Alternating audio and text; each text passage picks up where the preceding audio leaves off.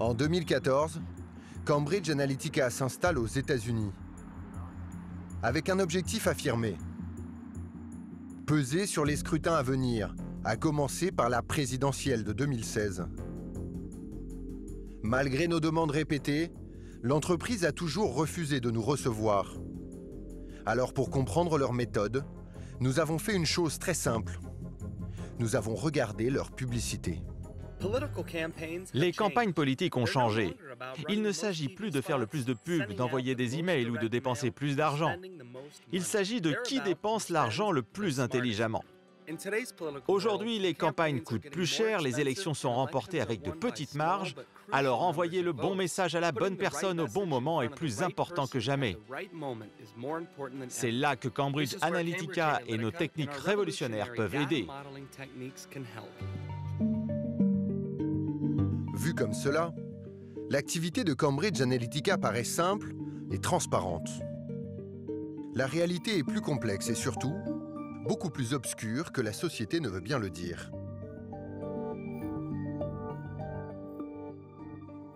Car dès son installation aux États-Unis, l'entreprise se lance dans une opération inédite. Compiler des millions de données sur la population américaine à son insu. Voici comment.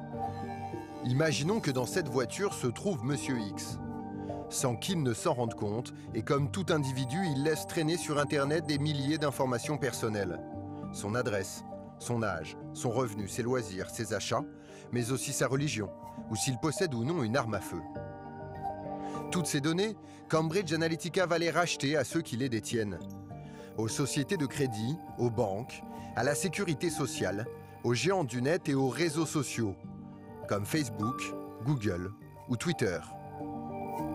Aux États-Unis, c'est légal, mais personne ne s'en vante. Elle dispose ainsi de 4 à 5 000 informations pour chacun des 230 millions d'adultes vivant aux États-Unis. Reste une question sur laquelle la firme anglaise ne s'étend pas. Comment a-t-elle fait justement pour toucher ces fameux électeurs très ciblés? Eh bien, elle l'a fait encore une fois à leur insu, en utilisant une option méconnue du réseau Facebook, le dark post. L'idée, c'est qu'une entreprise ou une page Facebook peut sortir un message pour une population déterminée et que ce message soit seulement visible pour cette population-là. Le message ne va pas apparaître sur la page. Donc, dans un contexte électoral, ça veut dire que des candidats peuvent parler à des individus sur Facebook avec des messages potentiellement négatifs contre l'autre candidat, mais que les journalistes, par exemple, ne sauraient pas que ça se fait, parce que ces messages ne vont pas apparaître de manière publique. Le dark post, ce n'est donc pas un outil classique de campagne électorale. Ce n'est ni un tract ni une affiche collée dans la rue. Il est quasiment invisible pour le camp adverse. C'est un message politique personnalisé qui est reçu uniquement par la personne à laquelle il est destiné. Concrètement, comment ça se passe? Reprenons Monsieur X. Grâce à Cambridge Analytica, la campagne Trump sait qu'il est favorable au port des armes à feu. Du coup, elle va imaginer un message juste pour lui. Sais-tu qu'Hillary Clinton veut te piquer ton flingue? Et ce message, il va le recevoir dans son fil Facebook, à un horaire précis, défini par ses données personnelles. Personne d'autre que lui n'aura de traces de cette publicité ciblée, qui va disparaître quelques heures après qu'il l'aura vue.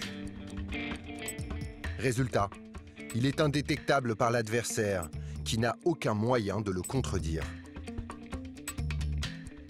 Carol Cadwalader, journaliste au quotidien britannique The Guardian, est la première à avoir révélé le scandale Cambridge Analytica.